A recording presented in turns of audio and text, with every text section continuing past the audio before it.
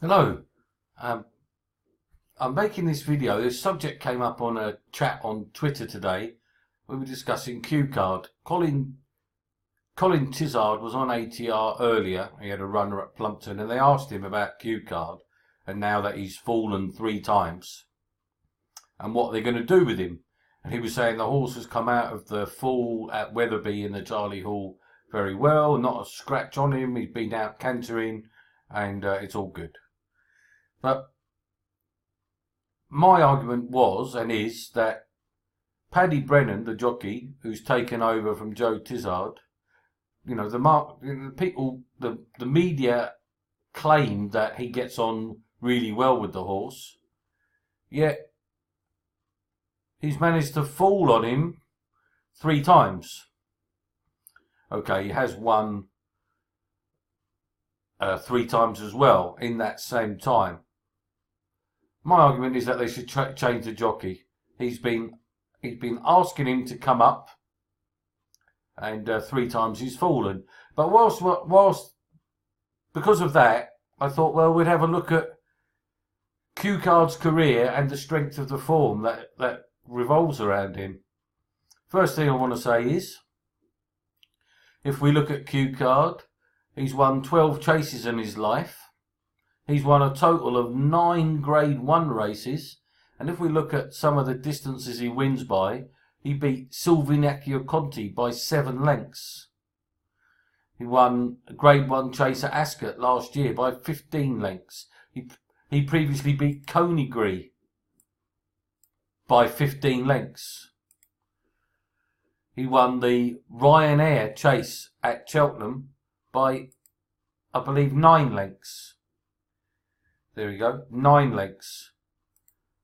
When you add it all together, he's also won the Charlie Hall. He won the Cheltenham Bumper. That's one flat by 8 lengths. When you add it together, he's won 9 Grade 1 races by an average of around 7.75, 7¾ lengths. How many horses win Grade 1 races by over 7 lengths?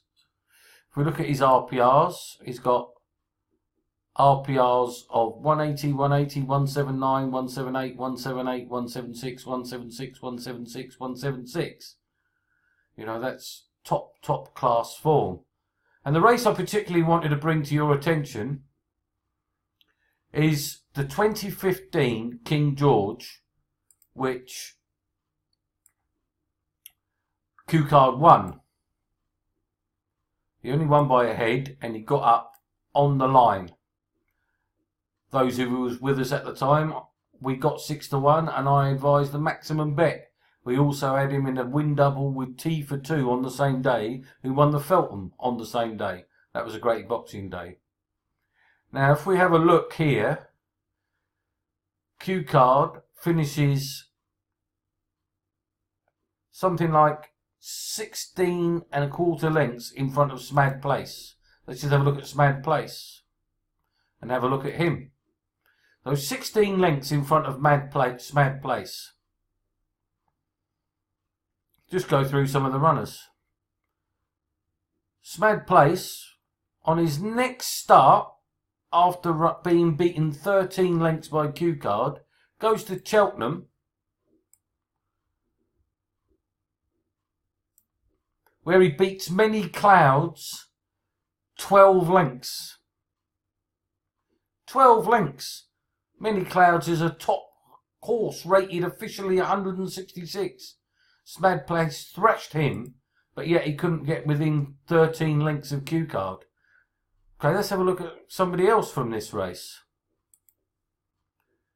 Don Cossack was going to be involved in the finish. He may well have won the King George, but he fell.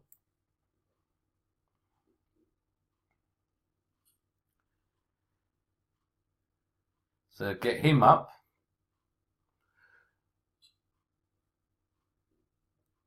There's the King George, which he fell in. He then goes on and wins the Cheltenham Gold Cup with an RPR of 182. They gave him a prep run so that he wasn't coming into the Gold Cup on the back of a fall, because he fell in the King George, you wouldn't have wanted to go into the Gold Cup off the back of a fall. So they gave him a prep run over 2 mile 4, and he comes out and he wins the Gold Cup. And in that Gold Cup, he beats Jackadam 4.5 lengths easily. And Smad Place was in there as well. So that form stands up. Don Cusack. Let's have a look at Valsalido.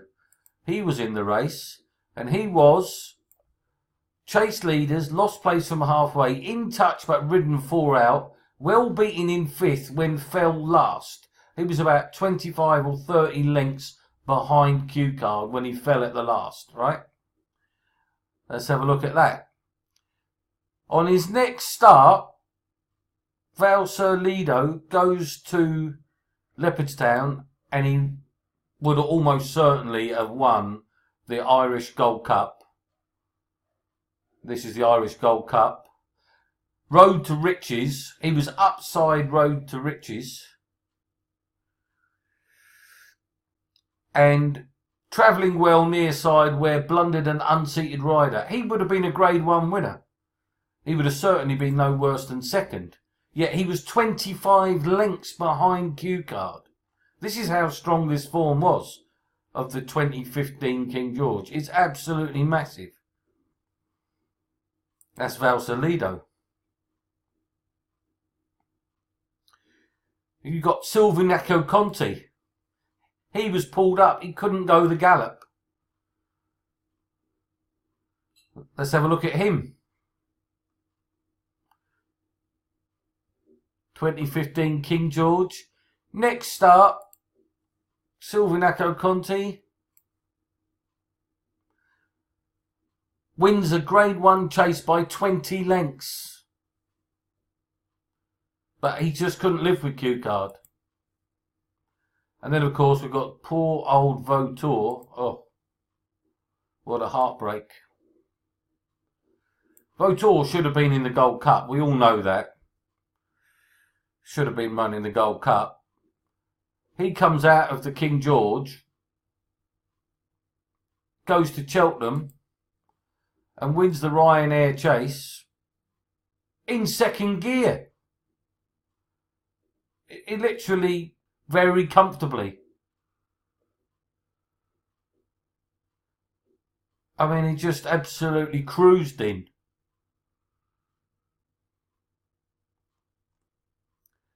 So there we go. When you look at the form lines behind Q Card and Vautour, who were only separated by a head from the twin. And let's have a look at Q Card himself. Sorry about that. Was the next thing I was going to do. Unfortunately, we know that after the 2015 King George, they went to the Gold Cup, where Q Card fell. For me, that is entirely down to the jockey. The jockey said so himself. And this is my argument that they should,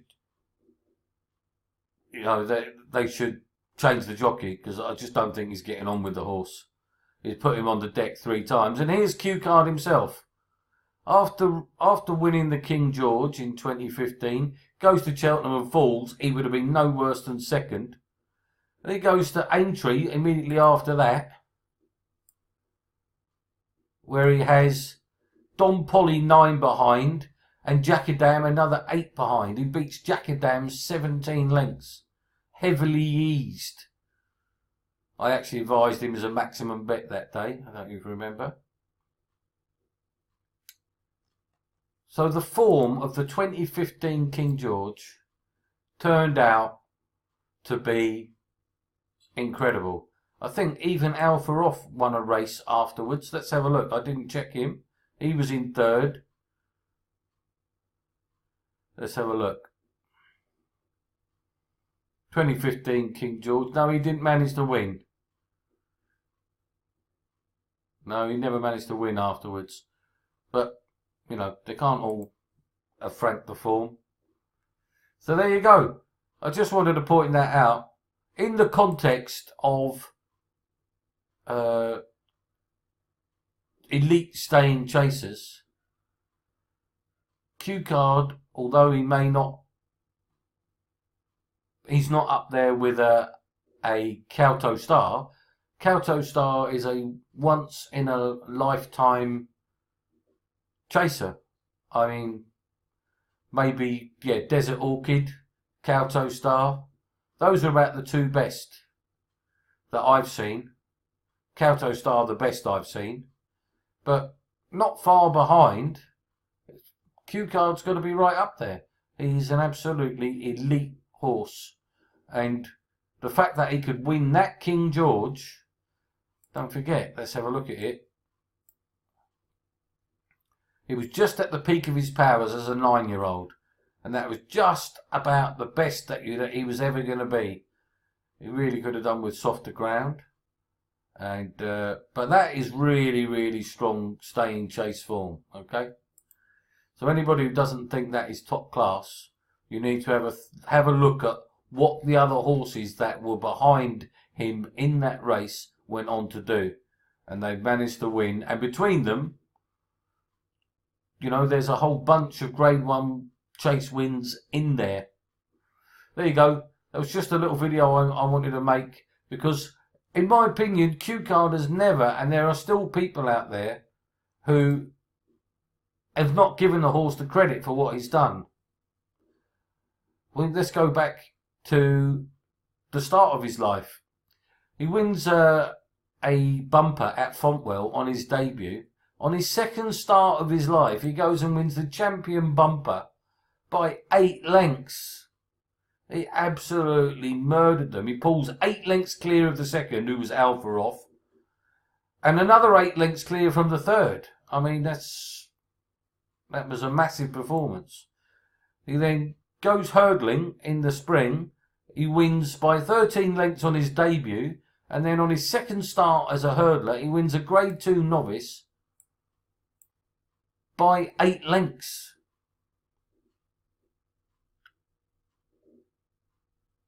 And he absolutely hosed up. So by the time he'd run 4 times in his life, he'd won a Grade 1 at Cheltenham by 8 lengths and a Grade 1 hurdle by 8 lengths. A grade 2 novice hurdle by 8 lengths. You know, it's incredible. He goes chasing. Here in this race, if you look at this race here, I mean, this was a clue to me. I said at the time, this horse is going to be a superstar. He gets beaten a short head by Bobsworth, the future Gold Cup winner. But he was giving him £7, and he had an absolutely terrible ride by Joe Tizard that day. He was 4 lengths clear, 2 out, two lengths ahead at the last, and got done on the last stride. And Tizard was watching around, and instead of getting on and winning the race, if you swap the jockeys round, Q Card would have won 4 lengths, no problem, with Tizard riding Bobsworth and Geraghty riding Q Card. It would have, Bobsworth wouldn't have got near him. That was a massive piece of form. You know, that was huge. So the horse never got the recognition, and it still doesn't, for the level of form. Look at this Arkle. He ran second to Sprinter Sacra, beaten only 7 lengths. Sprinter Sacra ended up a 190 horse. You've got horses like Minora, who's a Grade 1 winner, 22 lengths behind, and Alpha Off behind that. That was massive form. And he carries on. It comes out as a second season chaser after running second to Sprinter Sacra. It then goes to the Exeter race, which is running tomorrow. This is part of the reason why I'm discussing this. He goes to the Howden Gold Cup. He runs off a mark of 157. There we go. 157. And wins by 26 lengths. With Minora another 8 lengths behind. Minora then end up, you know, he was a Grade 1 horse, Minora. Q Card absolutely destroyed him. One of the things with the Howden Gold Cup is that, for instance, it's just a coincidence, but Best Mate won the Howden Gold Cup on his first start as a second season chaser by 26 lengths off exactly the same mark, and he ended up being a Gold Cup winner and all the rest of it. Unfortunately, from there, Q Card then runs in the King George, but that was just an absolute farce. They send him to Ascot and he wins Grade 1 chase. He then goes to Cheltenham and wins the Ryanair doing handsprings. And then again he's second to Sprinter Sacre over 2 miles 4 on good ground. We now know he wants 3 miles and soft ground. Yeah, so, and then back in the autumn, in his third season as a chaser, he then confirms his promise by winning the Betfair Chase on soft ground, beating Dynast, who was the Ryanair winner, Silvinaco Conti, and Long Run, beat them all out of sight, and showed his true class that day. But he had already shown that he was going to be a top class horse, and he is a top class horse. And anybody who doesn't think so really needs to have a look at the form of the horses that he's beaten and to think about that. And I'm just really frustrated that he's 11 years old now and he keeps getting put on the deck by Paddy Brennan.